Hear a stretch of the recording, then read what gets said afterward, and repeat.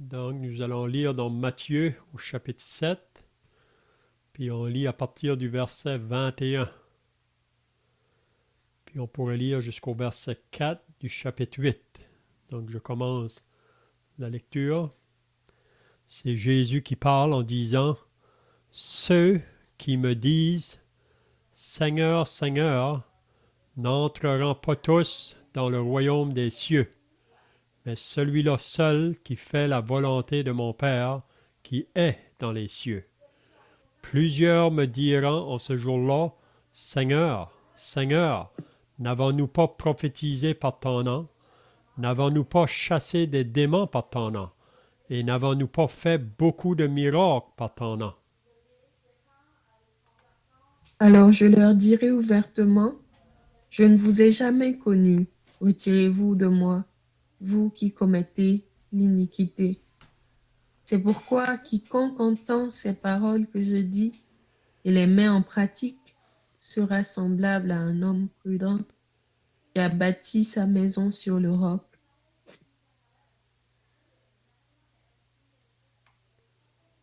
La pluie est tombée, les torrents sont venus, les vents ont soufflé et se sont jetés contre cette maison. Elle n'est point tombée parce qu'elle était fondée sur le roc. Mais quiconque entend ces paroles que je dis et ne les met pas en pratique sera semblable à un homme insensé qui a bâti sa maison sur le sable. La pluie est tombée, les torrents sont venus, les vents ont soufflé et ont battu cette maison. Elle est tombée et sa ruine a été grande. Après que Jésus eut achevé ses discours, la foule fut frappée de sa doctrine.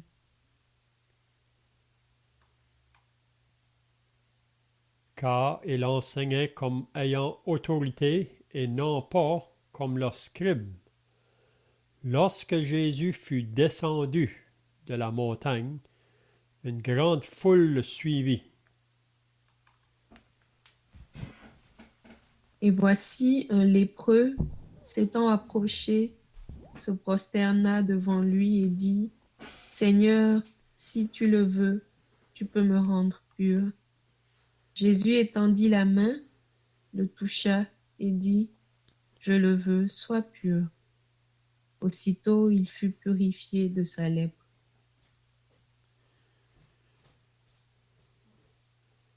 Puis Jésus lui dit, garde-toi d'en parler à personne, mais va te montrer au sacrificateur et présente l'offrande que Moïse a prescrite afin que cela leur serve de témoignage.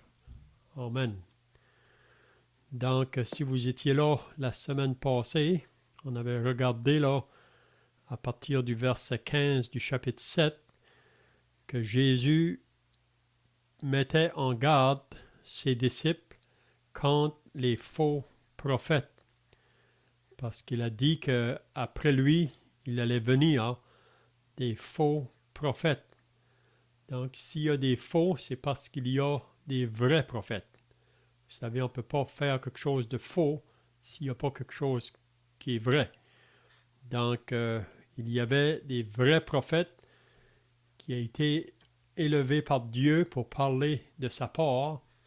Puis on avait dit la semaine passée que souvent, quand Dieu envoyait des prophètes pour parler à son peuple, c'est parce que le peuple était éloigné. Puis les prophètes venaient pour leur dire de se repentir, de se détourner de leur mauvaise voie pour venir de nouveau à Dieu. Mais souvent, même quand le prophète parlait, on ne prenait pas garde. Même qu'il y en a qu'on a chassés, il y en a qu'on a battus, il y en a qu'on a tués parmi ces prophètes. Mais Jésus, ici, il met les disciples en garde contre les faux prophètes. Puis on avait dit la semaine passée qu'une des manières où on peut discerner un faux prophète, là, c'est qu'est-ce qu'ils disent à propos de la personne du Seigneur Jésus-Christ. parce que c'est là vraiment qu'est le fondement, c'est là qu'est la base pour le message de l'Évangile. Donc, un vrai prophète va pouvoir dire qui est réellement Jésus-Christ. Mais le faux prophète, il va avoir des manquements en ce qui concerne la personne du Seigneur Jésus-Christ. Donc, nous qui sommes sauvés, on avait lu là dans l'Épître de Jean au chapitre 4, que parce que l'Esprit de Dieu est en nous, on va être capable de discerner ceux qui sont de la vérité et ceux qui sont de l'erreur. Parfois, un jeune chrétien qui est nouvellement sauvé, il y a l'Esprit de Dieu en lui, il va discerner, même s'il ne peut pas peut-être voir où est vraiment la faute exactement, là, mais il voit qu'il y a quelque chose qui ne va pas quand il entend un certain message. Donc, il discerne que cela, ça ne vient pas vraiment de Dieu. Donc, on avait lu plusieurs passages la semaine passée qui parlaient à propos des faux prophètes.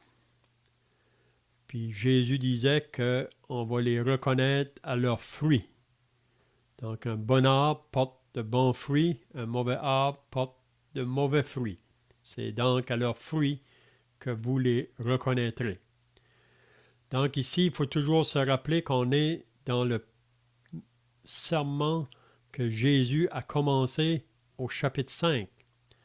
Puis ce soir, on va terminer à propos de ce serment-là. Dans l'évangile de Matthieu, Jésus a prononcé 5 messages ou 5 serments. Donc ici, c'est son premier, du chapitre 5 jusqu'à la fin du chapitre 7. C'est son premier serment qu'il a mentionné dans l'évangile de Matthieu. Ensuite, son deuxième, c'est dans le chapitre 10.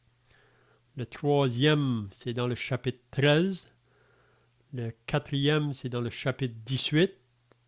Puis ensuite, le cinquième, c'est dans le chapitre 24 de l'évangile de Matthieu. Donc, ici, il est rendu donc à la fin de son premier serment. Il a enseigné beaucoup de choses. Si vous étiez là dans les semaines passées, là, depuis le début du chapitre 5, premièrement, il a parlé des béatitudes, ceux qui sont bienheureux ou ceux qui sont heureux. Puis ensuite, il enseigne à ses disciples comment on devrait vivre comme un disciple du Seigneur. Puis c'est toujours dans le but d'attirer d'autres à Christ. Vous savez, quand Jésus sauve une âme, il aurait pu nous amener au ciel tout de suite, mais il nous laisse sur la terre afin que nous portions un témoignage pour lui. Puis il veut qu'on porte du fruit pour lui. On lit ça dans Jean chapitre 15. Il veut qu'on porte du fruit, plus de fruits, beaucoup de fruits. Donc c'est ça qui s'attend de tous ceux qui lui appartiennent. Donc ce soir, on va au verset 21 du chapitre 7. Donc à la fin de son serment ici, Jésus prononce des paroles très solennelles, des paroles qui sont très sérieuses, si on peut dire, puis ça devrait sonder le cœur de ceux qui se trouvent là à ce moment-là. Vous savez qu'il n'y avait pas seulement les disciples, il y avait une foule de personnes qui étaient là pour l'entendre. Puis ici, il va prononcer des paroles qui sont très solennelles. Parce que, qu'est-ce qu'il nous dit? C'est possible d'avoir sur nos lèvres le nom du Seigneur, mais ne pas entrer dans le royaume de Dieu. Puis il va nous dire la raison ici. Vous savez, les pharisiens du temps de Jésus, c'était des gens très religieux, extérieurement. À l'apparence, ça paraissait des gens qui appartiennent à Dieu, qui vivent pour Dieu, mais Jésus les a repris très sévèrement. Il disait, ce peuple m'honore des lèvres, mais son cœur est éloigné de moi. Donc, on peut dire des paroles sur nos lèvres, même des gens vont dans leur religion à chaque semaine, peut-être qu'ils disent des louanges, des adorations qui sortent de leurs lèvres, mais sur le temps, pendant la semaine, ils vivent dans une vie associée au péché. Donc, on ne peut pas servir deux maîtres. Hein? Donc, Jésus ici, donc, il va mettre des paroles très solennelles. Donc, il nous dit au verset 21, « Ceux qui me disent Seigneur, Seigneur, n'entreront pas tous dans le royaume des cieux, mais celui-là seul qui fait la volonté de mon Père qui est dans les cieux. » Donc Jésus dit que ce ne sont pas tous ceux qui me disent Seigneur, Seigneur qui vont entrer dans le royaume des cieux. On sait que Jésus a dit à Nicodème, si vous lisez dans Jean chapitre 3, que pour entrer dans le royaume de Dieu ou des cieux, il faut être né de nouveau. Jésus a dit que si un homme ne n'est pas né de nouveau, il ne peut pas entrer dans le royaume de Dieu. Mais ici, c'est des personnes qui mentionnent le nom du Seigneur, des gens probablement qui vont à l'église, des gens qui sont religieux, ils ont une apparence de piété, comme on lit dans la deuxième épître à Timothée, mais ils renient ceux qui ont fait la force par leur manière de vivre. Donc, ceux qui me disent Seigneur, Seigneur n'entreront pas tous dans le royaume des cieux, mais celui-là seul qui fait la volonté de mon Père qui est dans les cieux. Donc, la question qu'on peut se demander, qu'est-ce que c'est de faire la volonté du Père? Donc, Jésus dit que ceux qui font la volonté du Père, ce sont ceux qui vont entrer dans le royaume des cieux. Ce n'est pas seulement des gens qui disent Seigneur, Seigneur. Il faut avoir quelque chose de plus que ça. Parce qu'on peut dire Seigneur sur nos lèvres, mais si on ne fait pas la volonté du Père, Jésus dit, on n'entre pas dans le royaume des cieux. Donc la question, donc, qu'est-ce que c'est la volonté du Père? Est-ce que quelqu'un a des pensées ici? Ce qui concerne la volonté du Père.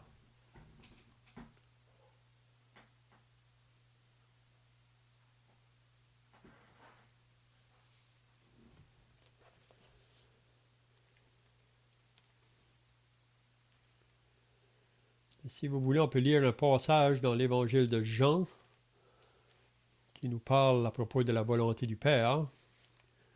Jean au chapitre 6.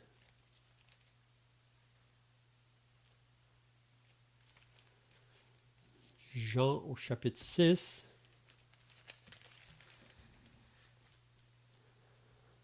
Puis si quelqu'un voudrait lire là, à partir du verset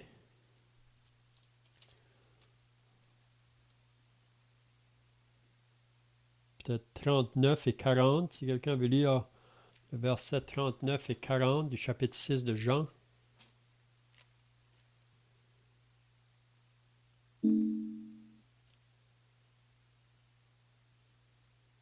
Or, la volonté de celui qui m'a envoyé, c'est que je ne perde rien de tout ce qu'il m'a donné, mais que je le ressuscite au dernier jour. La volonté de mon Père, c'est que quiconque voit le Fils et croit en lui ait la vie éternelle, et je le ressusciterai au dernier jour. Amen. Donc ici, Jésus nous dit vraiment qu'est-ce que c'est qui est la volonté du Père. Donc dans Matthieu 7, il dit, « Ceux qui me disent Seigneur, Seigneur n'entreront pas tous dans le royaume des cieux, mais celui-là seul qui fait la volonté de mon Père. » Donc ici, il nous dit que la volonté du Père, c'est que quiconque voit le Fils et croient en lui aient la vie éternelle. Donc, c'est plus que juste voir le Fils. Vous savez que beaucoup de gens aujourd'hui savent beaucoup à propos du Fils. Ils peuvent connaître beaucoup à propos de Jésus, tout son historique, même qu'ils reconnaissent que c'est un homme qui a fait beaucoup de bien quand il était ici-bas sur la terre. Ils peuvent reconnaître qu'il a fait beaucoup de miracles. Donc, ils savent beaucoup à propos du Fils. Donc, d'un sens, ils voient le Fils par les choses qu'il entend. Ils peuvent s'imaginer le Fils, mais c'est pas assez de voir le Fils. Jésus nous fait comprendre que la volonté du Père, c'est que quiconque voit le Fils et croit en lui. C'est ça qui importe vraiment. Vous savez, les pharisiens ont remarqué beaucoup le Fils, ils l'ont vu par les miracles qu'il faisait. Ils ont vu beaucoup d'évidence que cet homme-là n'était pas comme un autre homme par les miracles qu'il faisait. C'est ça que Nicodème a dit la nuit qu'il est venu voir Jésus. Mais les pharisiens ne croyaient pas en lui. Donc, ils savaient beaucoup à propos du Fils, mais ils n'étaient pas prêts de croire en lui pour le recevoir comme leur sauveur. On lit ça dans Jean 5, peut-être qu'on peut le lire. Si quelqu'un veut lire Jean 5 au verset 39, qu'est-ce qu'il dit là?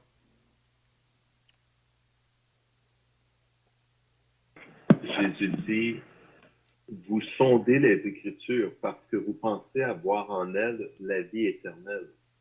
Ce sont elles qui rendent témoignage de moi. C'est ça, et le verset 40 va dire, « Et vous ne voulez pas venir à moi pour avoir la vie. » Donc, ces chefs religieux sondaient les Écritures. Même pour un pharisien, c'est un homme qui connaissait les 5 premiers livres de la Bible. Donc, il sondait les Écritures parce que vous pensez avoir en elles la vie éternelle. C'est vrai que en lisant les Écritures, on peut trouver le chemin de la vie éternelle. Ce sont elles qui rendent témoignage de moi, parce que la vie éternelle, vraiment, c'est en Jésus. Mais, il dit, vous ne voulez pas venir à moi pour avoir la vie. Donc, c'est une chose de connaître beaucoup de choses à propos du Fils, même avoir vu le Fils, mais ce qui importe vraiment, c'est de croire au Fils. Puis on voit que les pharisiens étaient incrédules à propos du Fils. Donc, ceux qui me disent Seigneur, Seigneur n'entreront pas tous dans le royaume des cieux, mais celui-là seul qui fait la volonté de mon Père qui est dans les cieux. Si vous voulez, on pourrait lire dans 2 Timothée, chapitre 3.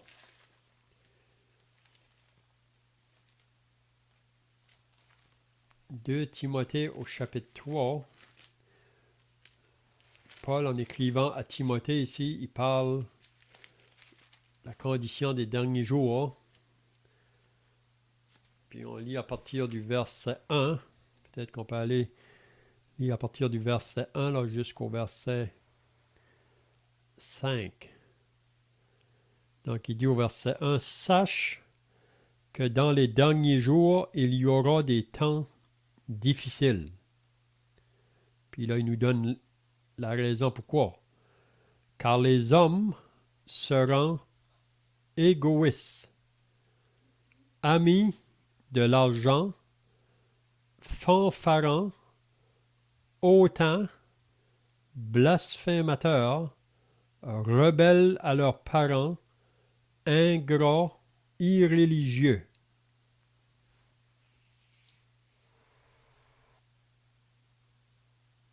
Insensibles, déloyaux, calomniateurs, intempérants, cruels, ennemis des gens de bien, traîtres, emportés, enflés d'orgueil, aimant le plaisir plus que Dieu, ayant l'apparence de la piété, mais reniant ce qui en fait la force.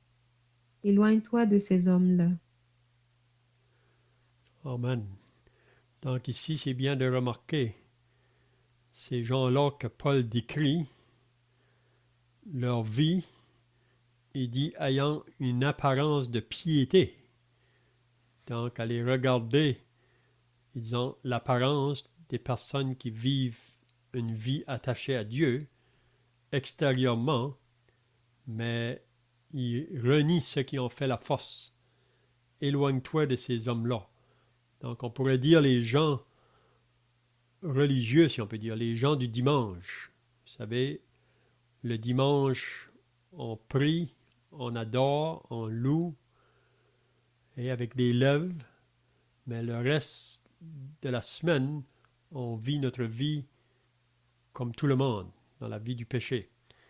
Mais ça, c'est contraire à l'enseignement vraiment de la parole de Dieu pour ce qui concerne ceux qui sont réellement nés de Dieu. Donc, je ne sais pas si vous avez d'autres pensées à ajouter ici, là.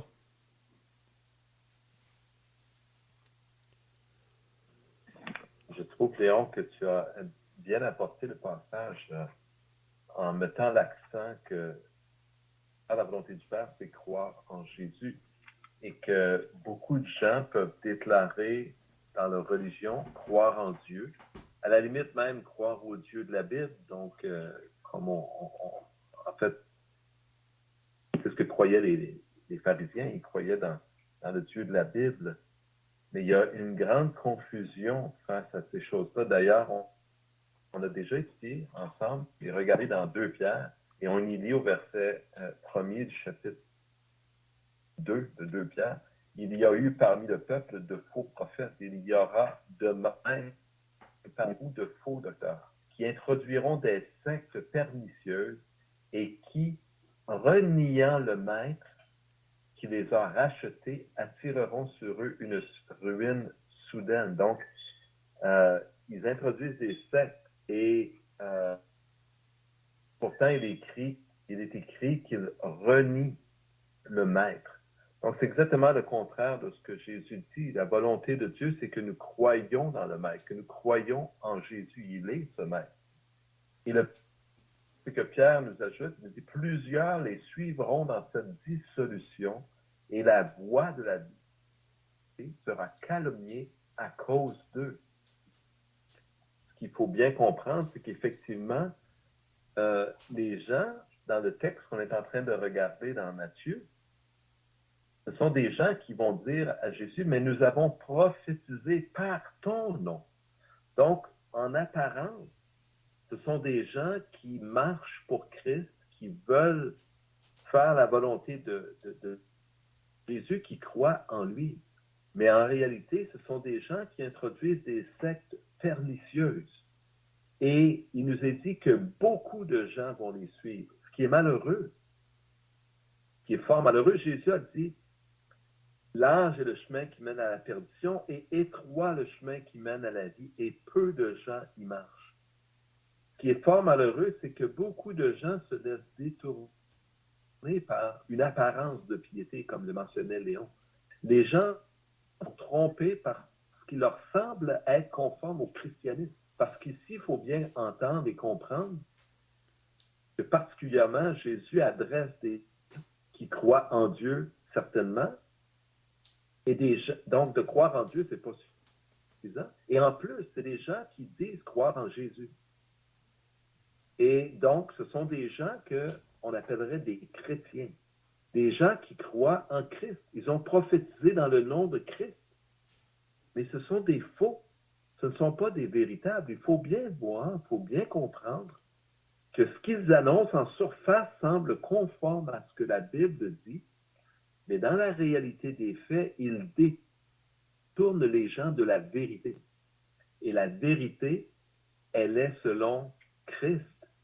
Donc, comment dire, ces gens vont introduire des principes qu'on ne retrouvera pas dans la parole de Dieu. Ils vont introduire des sectes pernicieuses, ça veut dire qu'ils vont en surface annoncer ce qui semble être de Dieu, conforme à la Bible, aux Écritures, Mais dans la réalité des faits, ce n'est pas ce qu'ils font. Donc, il y a un profond problème ici. Et ce que ce que je voulais souligner, c'est toute la confusion que cela entraîne. Parce que, j'oserais dire,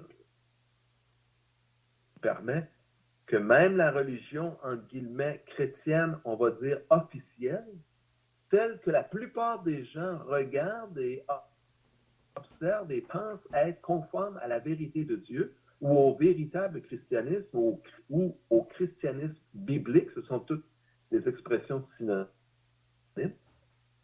Les gens regardent à cette espèce d'autorité qui est une parodie, qui n'est pas conforme. Et j'oserais nommer des religions très, ancrées dans l'esprit des gens aujourd'hui qui sont appelées des religions chrétiennes. Et d'ailleurs, ce n'est pas différent, comme Léon le mentionnait, de ce qui se produisait du temps de Jésus. Les scribes et les pharisiens, c'était quoi? C'était la religion juive officielle. Et ces gens étaient en flagrante position avec la volonté de Dieu. Ce qu'ils faisaient, ce n'est pas ce que Dieu voulait qu'ils fassent. Ce qu'ils enseignaient, ils disaient, ce n'est pas ce que Dieu voulait. Donc, c'est important, je pense, je voulais au moins souligner ici, je ne vais pas prendre plus de temps parce qu'on pourrait rajouter beaucoup de choses là-dessus, mais je trouvais important de souligner combien, Pierre le dit aussi, ça sème une grande confusion. Beaucoup de gens sont confus et se trompent et ont une mauvaise perception de ce que Jésus enseigne, de ce qu'il est et de ce qu'est le christianisme. C'est exactement ce que Pierre disait. Ils vont semer une grande confusion, ils vont calomnier la voie de la vérité. Donc, ce n'est pas à dire que Jésus n'est pas la voie de la vérité, mais il faut bien comprendre que cette voie de la vérité, elle est calomniée par toutes ces fausses pratiques. C'était mon commentaire. Il y a une autre chose qui est dit dans la deuxième épître de Pierre, c'est par cupidité. Donc, c'est par l'amour de l'argent. Donc, il utilise la parole de Dieu pour le commerce, si on peut dire. Donc, ce n'est pas des gens qui ne connaissent pas la parole. Il y avait une connaissance de la parole.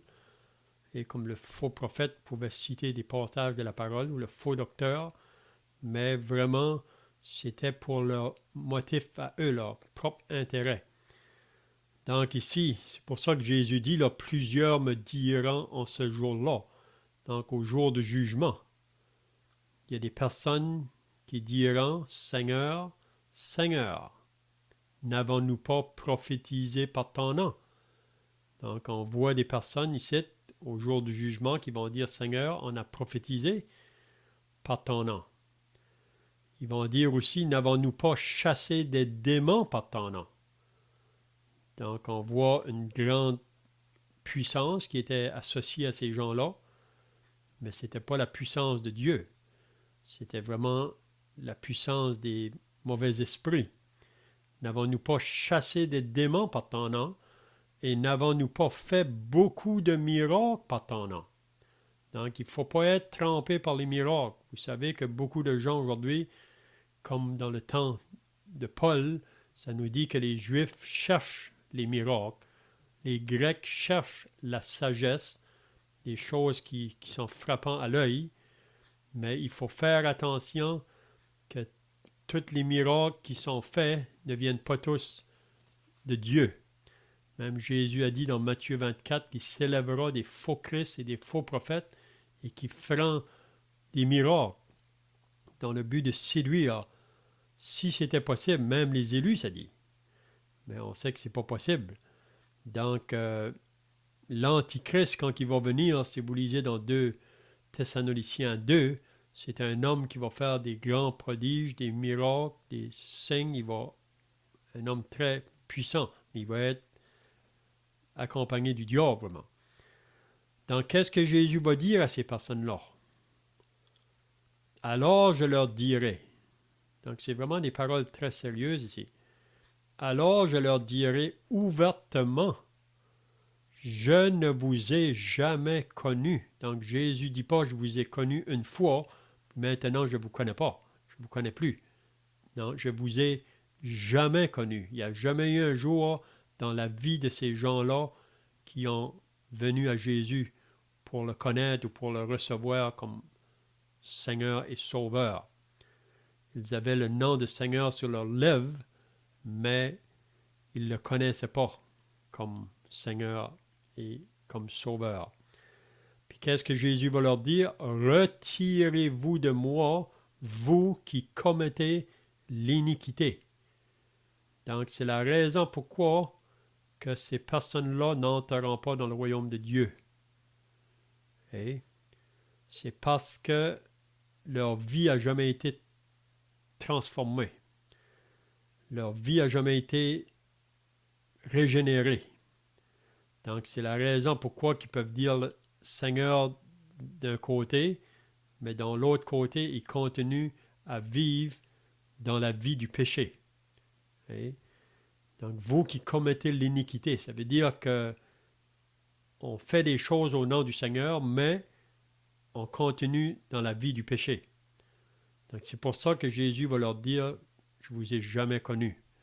Je me souviens d'un témoignage d'un ancien curé. Peut-être vous avez déjà entendu parler du témoignage de ce curé-là. Son nom, c'était Joseph Tremblay.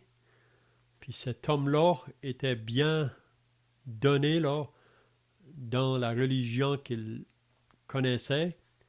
Puis même plus que ça, c'était un homme qui prenait beaucoup de temps à lire la Bible.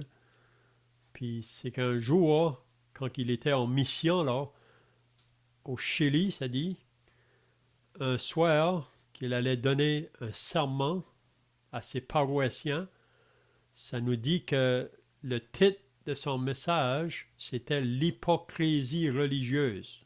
C'était ça le titre de son message. Puis il a pris le passage qu'on est en train de lire là. Donc ceux qui me disent Seigneur, Seigneur, n'entreront pas tous dans le royaume des cieux. Puis pendant que lui apportait ce message-là à ses paroissiens, là, il dit que pendant qu'il enseignait ça, c'est comme si qu'il y a une parole qui venait à lui. Puis une parole allait lui dire un jour, je ne t'ai jamais connu, retire-toi de moi. Donc lui ne pouvait pas penser que le Seigneur un jour lui dirait ça. Puis là, il a commencé à dire toutes les bonnes choses qu'il faisait au Seigneur, qu'il avait fait ceci, il avait fait ça dans la religion dans laquelle il se trouvait. Mais cette parole-là venait toujours, je ne te connais pas. Mais comment ça, Seigneur, tu ne me connaîtras pas? Hein? Mais cet homme-là, après un temps, il a vraiment trouvé le salut de Dieu. C'était un homme qui était sincère, qui cherchait, puis il a trouvé le salut de Dieu. Donc ici, c'est un peu la pensée, là. Donc je ne sais pas si vous avez d'autres choses à ajouter ici.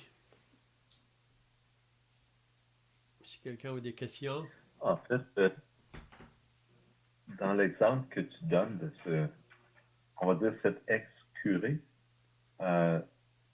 on peut penser, on entend parler de toutes sortes de scandales dans l'Église catholique, mais c'est pas à dire que tous font des scandales. Et on peut penser que cet homme était honnête et sincère.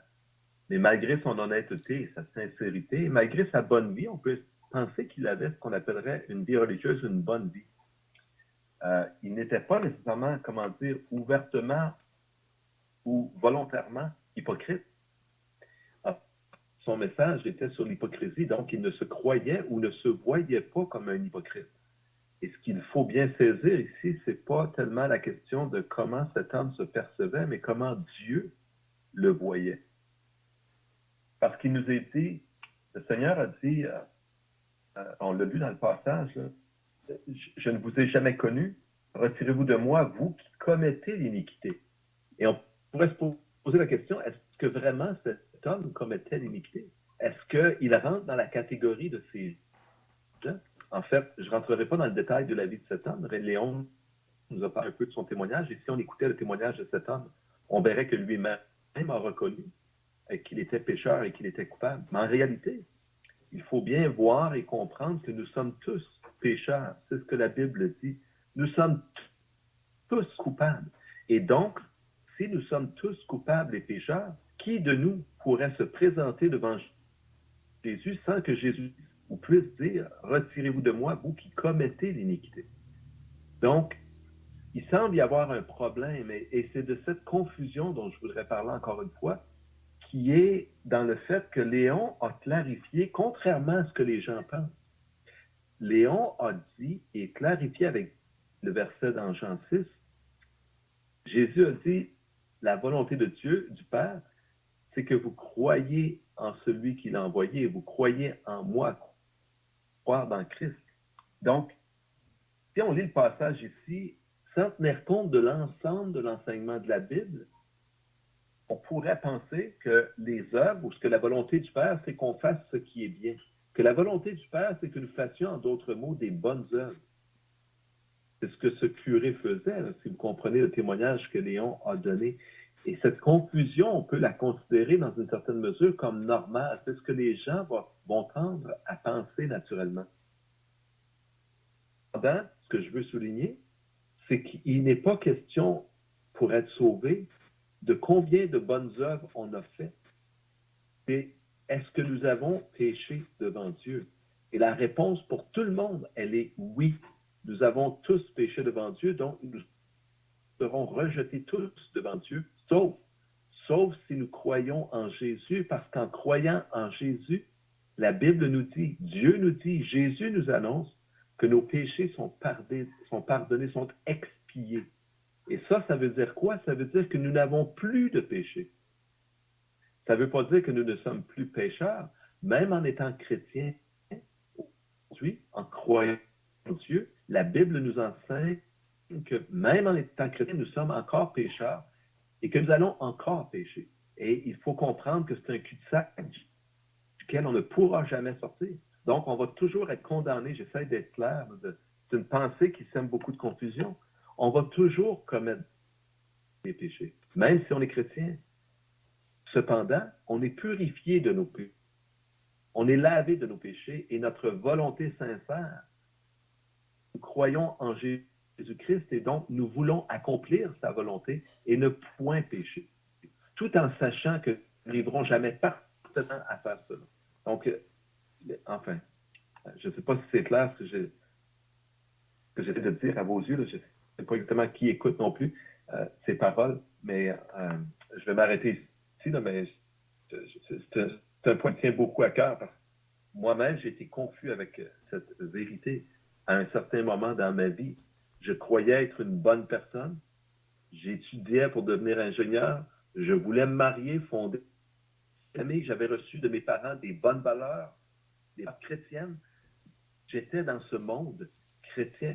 Et même un ami musulman à qui je parlais, que je lui m'étais converti à 26 ans, il me disait, tu t'es jamais converti, tu étais déjà chrétien. Donc, j'espère que ça vous aide à comprendre ce dont je parle quand je veux mentionner cette confusion qui existe au niveau du christianisme.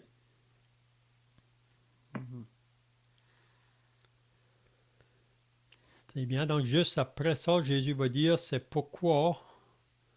Donc, ici, il va nous parler de deux personnes qui est sous l'écoute de la parole de Dieu. Une écoute et obéit ou met en pratique la parole. L'autre écoute la même parole, mais n'obéit pas ou ne met pas en pratique la parole. C'est ça qu'il nous dit au verset 24. C'est pourquoi quiconque, ça veut dire n'importe qui entend ces paroles que je dis. Donc présentement, nous sommes en train d'entendre les paroles que Jésus a dit. Quiconque entend ces paroles que je dis et les met en pratique sera semblable à un homme prudent qui a bâti sa maison sur le roc. Donc ici, il nous dit que celui qui écoute la parole de Jésus et la met en pratique, il est un homme sage, un homme prudent qui bâtit sa maison sur le roc. Donc, quand que la tempête va venir, La pluie est tombée, les torrents sont venus, les vents ont soufflé et se sont jetés contre cette maison. Elle n'est point tombée parce qu'elle était fondée sur le roc. Donc, qu'est-ce qui importe vraiment? C'est la fondation. Et la maison, peut-être les deux maisons peuvent se ressembler, mais qu'est-ce qui importe? C'est la fondation, le fondement. Donc, celui qui écoute, met en pratique, c'est un homme sage, c'est un homme prudent. Donc, il bâtit, on peut dire, sa vie sur la parole de Dieu. C'est ça que Jésus veut nous dire. Mais quiconque entend ces paroles que je dis et ne les met pas en pratique, ça veut dire qu'on l'entend. C'est pour ça que Jésus a dit à plusieurs reprises dans les évangiles que celui qui a des oreilles pour entendre, entende. Parce que vous savez, c'est possible d'entendre, mais on n'entend pas. Et ou on n'écoute pas. Donc, mais il dit, quiconque entend ces paroles que je dis et ne les met pas en pratique sera semblable à un homme insensé. Donc, de ne pas obéir la parole ou mettre en pratique la parole que Jésus a prononcée, il nous dit qu'on est insensé. Vous savez, l'homme qui refuse de croire aux paroles de Jésus est un insensé. C'est ce qu'il nous dit. Semblable à un homme insensé qui a bâti sa maison sur le sable. Donc, bâtir sa maison, ça veut dire bâtir sa vie vraiment. Donc, il bâtit sa vie sur le sable. Il connaît beaucoup de la parole, mais il n'obéit pas à la parole. Il ne croit pas à cette parole. Probablement à cause qu'il argumente, il conteste. Hein? Donc, il bâtit sa maison sur le sable. Donc, la pluie vient, les torrents, le vent souffle, cette maison-là va tomber. Puis sa ruine va être très grande. Puis ça, on pourrait dire, c'est ce qui va arriver au jour du jugement. C'est là que la ruine est très grande. Donc, après que Jésus eut achevé ses discours, donc, c'est comme qu'on a dit au début, depuis le chapitre 5, là, c'est un discours qu'il a fait, il termine ici. On pourrait dire qu'il termine son discours assez solennel. Et ça fait sonder les cœurs de ceux qui sont là autour de lui. Après que Jésus eut achevé ses discours, la foule fut frappée de sa doctrine. Donc sa parole, on pourrait dire, pénétrait ou sondait les cœurs, car il enseignait comme ayant autorité et non pas comme leurs scribes. Donc c'est ça qu'ils trouvaient quand que Jésus les enseignait, qu'il parlait avec une autorité. Une parole qui pénétrait, si on peut dire. Donc notre temps est passé. Je ne sais pas si vous avez des questions ici là, ou d'autres pensées à ajouter. Sinon, on va terminer par la prière.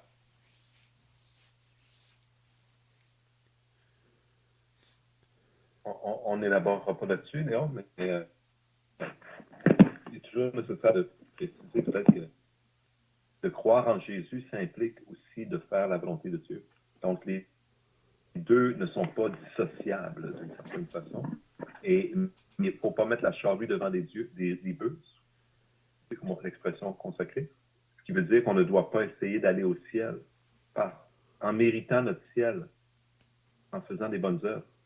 En fait, en mettant en pratique la parole de Dieu, en faisant ce que Dieu demande, nous ne faisons que démontrer la bonne disposition de notre cœur à essayer de notre mieux à accomplir la parole de Dieu, mais cela ne nous sauvera jamais. Ce qui nous a sauvés, c'est la foi en Jésus. Prions. Seigneur notre Dieu, béni sois-tu pour ta sagesse. Ta sagesse, Seigneur, il vient du ciel et qui nous enseigne des pensées qui sont contraires à nos pensées. Seigneur, naturellement, l'homme a tendance à se sentir justifié ou à chercher par ses bonnes œuvres à acquérir cette place au ciel. Seigneur, c'est la tendance naturelle de l'homme de mériter ou de penser qu'il peut mériter cette bénédiction éternelle avec toi. Notre Dieu, ta parole nous enseigne cependant que nous devons nous tenir en garde contre ces pensées, Car la vérité, c'est que nous sommes tous pécheurs devant ta face. Et que Seigneur, tu ne fais exception de personne. Nous devons nous rappeler qu'Adam et Ève ont été rejetés après un péché. Et qu'un seul péché, comme nous l'enseigne aussi clairement ta parole, nous disqualifie pour la vie avec toi. Le seul moyen, donc, d'aller avec toi véritablement, c'est d'être purifié de tous nos péchés par la foi en ton Fils. Seigneur, ce n'est pas là quelque chose que nous avons perçu de nous-mêmes, que nous avons compris ou inventé nous-mêmes, mais c'est quelque chose qui nous a été révélé par toi, du haut du ciel, par ton esprit, par ta parole. Et Père, nous connaissons que c'est ta volonté, que les hommes soient informés de ces choses et qu'ils puissent honnêtement, devant toi, peser ces choses et s'incliner devant ta divine volonté. Père, nous te bénissons de ce que tu as voulu qu'il en soit ainsi et que tu nous as montré ces choses afin que nous puissions avoir gratuitement la vie éternelle par la foi en ton Fils, notre Sauveur, le Seigneur Jésus. Amen.